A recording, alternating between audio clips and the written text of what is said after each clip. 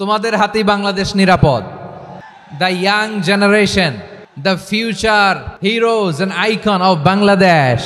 আমরা দেখেছি যত জুলুম, যত ফ্যাসিবাদ, যত অন্যায়, যত অত্যাচার, সব কিছুকে তোমরা দুমড়ে মুচড়ে সত্যের পয়গামকে 56,000 বাংলাদেশের প্রতিটি ইঞ্চি মাটিতে ছড়িয়ে দিয়েছো তোমরা। তোমাদের হাতে নিরাপদ এদেশের লাল সবুজের পতাকা। এজন্য তোমাদের কাঁধে অনেক দায়িত্ব, আবেগ আর বিবেকের সমন্বয়ে আমাদেরকে সামনে আগাতে হবে। বাংলাদেশকে রিবিল্ড করতে হবে। লেটস রিবিল্ড আওয়ার নেশন, ঠিক কিনা বলেন? এজন্য পরিশ্রমী হইতে হবে, কেরিয়ার গঠন করতে হবে, দেশের জন্য কাজ করতে হবে। পরিশ্রমে লজ্জা নেই, লজ্জা অলসতায়, ঠিক কিনা? পরিশ্রম করলে যে গা থেকে ঘাম ঝরে, এখানে যে লোনা পানি ঝরে, এই লোনা পানিতে জন্মায় সফলতার বীজ। আমার বারুয়াখালীর যুবক শ্রেণী, যুবক ভাইয়েরা, পরিশ্রমী হইতে হবে। ফ্যামিলির জন্য, নিজের জন্য, দেশের জন্য আমাদের কাজ করতে হবে। রাজি আছি তো সবাই? আল্লাহ সবাইকে কবুল করুক, আমরা পড়ি আমিন। বাংলাদেশে ফজরের নামাজে প্রত্যেক মসজিদে যখন তাসবিহ পড়ে, ইমাম সাহেব এটা তালিম দেয় না, তালকিন দেয় না? প্রিয় বারুয়াখালীবাসী, মুখস্থ আছে না সবার? জি, ইনশাআল্লাহ। আজকে সূরাতুল হাশরের এই শেষ 3 আয়াতের তাফসীর আপনাদের সামনে উপস্থাপন করার চেষ্টা করব ইনশাআল্লাহ। কোরআনের অনেক জায়গায় আল্লাহ তাআলা নিজের পরিচয় দিয়েছেন। নিজের পরিচয় তিনি বিভিন্ন আয়াতে, বিভিন্ন সূরায় পেশ করেছেন। 3টি জায়গায় খুব এক্সক্লুসিভলি আল্লাহ তাআলা নিজের পরিচয় দিয়েছেন। এক হচ্ছে সূরা বাকারার 255 নম্বর আয়াতে, মানে আয়াতুল কুরসি। এর মধ্যে 9টা বাক্য আছে, 9টা বাক্য মিলে একটা আয়াত। এই আয়াতে আল্লাহ তাআলা খুব চমৎকার ভঙ্গিমায়, চমৎকার ভাষা শৈলী ব্যবহার করে, খুব উচ্চাঙ্গের আরবি সাহিত্য দিয়ে একটি আয়াত নাজিল করেছেন। এই আয়াতটার নাম হচ্ছে আয়াতুল কুরসি। বিশ্বনবী বলেন, মান কারা আয়াতুল কুরসি দুবুরা কুল্লি সালাতিন মাকতুবাতিন লাম ইয়ামনাহু মিন দুখুলিল জান্নাতি ইল্লাল মাউত। প্রত্যেক ফরজ নামাজের পরে যে আয়াতুল কুরসি পড়বে তার জান্নাতে যাওয়ার ক্ষেত্রে আর কোনো বাধা থাকে না, একটা জিনিস ছাড়া, সেটা হচ্ছে মৃত্যু, মরণ। লোকটা মরে না তাই জান্নাতে যায় না, মরলেই জান্নাতি। এই আয়াতুল কুরসির এই আয়াতে আল্লাহ তাআলা খুব স্পষ্টভাবে নিজের পরিচয় তুলে ধরেছেন। আবার সূরাতুল ইখলাসের ভেতরে আল্লাহ তাআলা খুব চমৎকার ভঙ্গিমায় তিনি নিজের পরিচয় তুলে ধরেছেন। অনুরূপভাবে সূরা হাশরের শেষ 3 আয়াতেও আল্লাহ তাআলা খুব চমৎকারভাবে নিজের পরিচয় তুলে ধরেছেন। আওয়াজ করে পড়ুন সুবহানাল্লাহ। আমরা সূরা হাশরের শেষ 3 আয়াতের তাফসীর আজকে আমরা শুনব। আসুন আমরা আমাদের রবকে চিনে নেই। আজকের আলোচনার টপিক হচ্ছে আসুন আমাদের রবকে চিনি। আসুন আমাদের, সবাই বলুন, আসুন আমাদের রবকে চিনি। আজকের আমার ঢাকা বিভাগের প্রোগ্রাম থেকে, এই নবাবগঞ্জ বারুয়াখালীর প্রোগ্রাম থেকে আমরা আমাদের রবকে চিনে যাব ইনশাআল্লাহ। বলেন সবাই।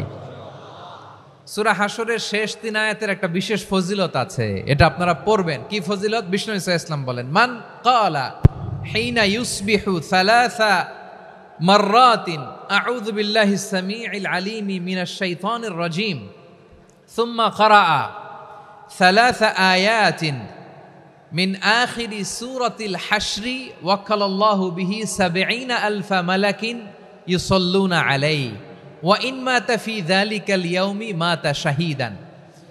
বিশ্বনবী মুহাম্মদুর রাসূলুল্লাহ সাল্লাল্লাহু আলাইহি ওয়াসাল্লাম ইরশাদ করেন, যে ব্যক্তি সকালবেলা 3 বার তেলাওয়াত করবে আউযু বিল্লাহিস সামিউল আলিম মিনাশ শাইতানির রাজীম, এরপরে সূরা হাশরের শেষ 3টি আয়াত তেলাওয়াত করবে, রব্বুল আলামিন ওই ব্যক্তির জন্য ৭০,০০০ ফেরেশতা নিয়োগ দিবেন, যারা সারা দিন ওই লোকের জন্য মাগফিরাতের দোয়া করবে।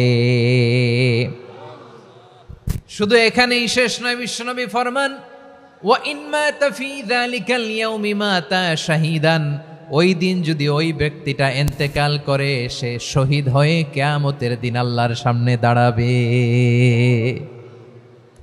সকালবেলা যদি পড়েন 3 বার আউযু বিল্লাহিস সামিউল আলিম মিনাশ শাইতানির রাজীম 3 বার পড়ে সূরা হাশরের শেষ 3 আয়াত যদি তেলাওয়াত করেন তাহলে আপনার জন্য আল্লাহ তাআলা 70,000 ফেরেশতা নিয়োগ করবে। সারা দিন তারা আপনার জন্য মাগফিরাতের দোয়া করবে। আর ওই দিন ইন্তেকাল করলে আল্লাহ তাআলা শহীদ হিসেবে আপনাকে কিয়ামতের দিন দাঁড় করাবে। সুবহানাল্লাহ, এত আস্তে। আবার সন্ধ্যাবেলায় যদি পড়েন সারা রাতের জন্য 70,000 ফেরেশতা মাগফিরাতের দোয়া করবে। ওই রাতে মারা গেলে শাহাদাতের মৃত্যু নসিব হয়ে যাবে।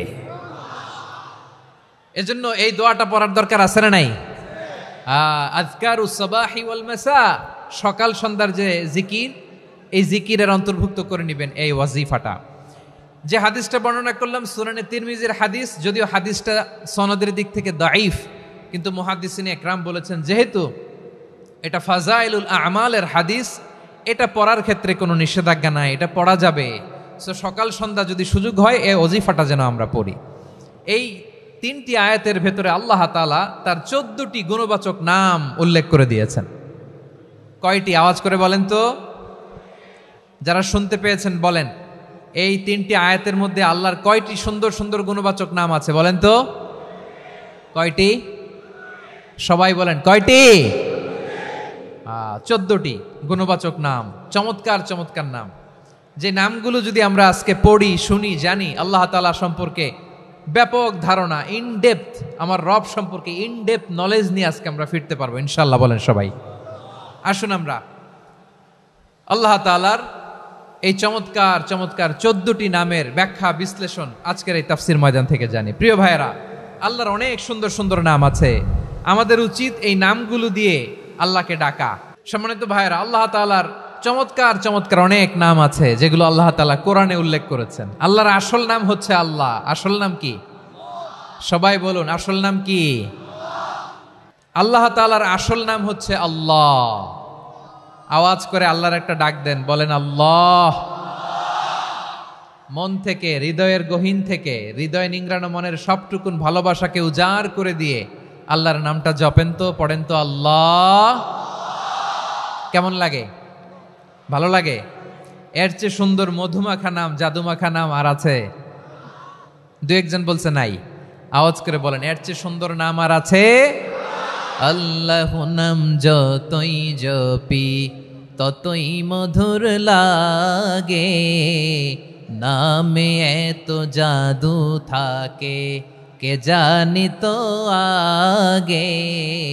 আল্লাহ নাম যতই জপি, ও নাম জপে প্রিয়তম, ও নাম জপে মজনু সম, ওই নামে পাপিয়া গাহে হৃদয় গোলাপে বাগে।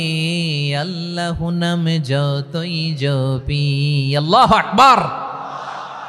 এত মধুর নাম আর দ্বিতীয়টা নাই। যতই জপি ততই ভাল লাগে, ঠিক কিনা বলেন? এজন্য রব্বুল আলামিন বলেন, ওয়ালিল্লাহিল আসমাউল হুসনা ফাদউহু বিহা ওয়া যারুল্লাযীনা ইউলহিদুনা ফি আসমাই সায়ুজজাউনা মা কানু ইয়ামালুন।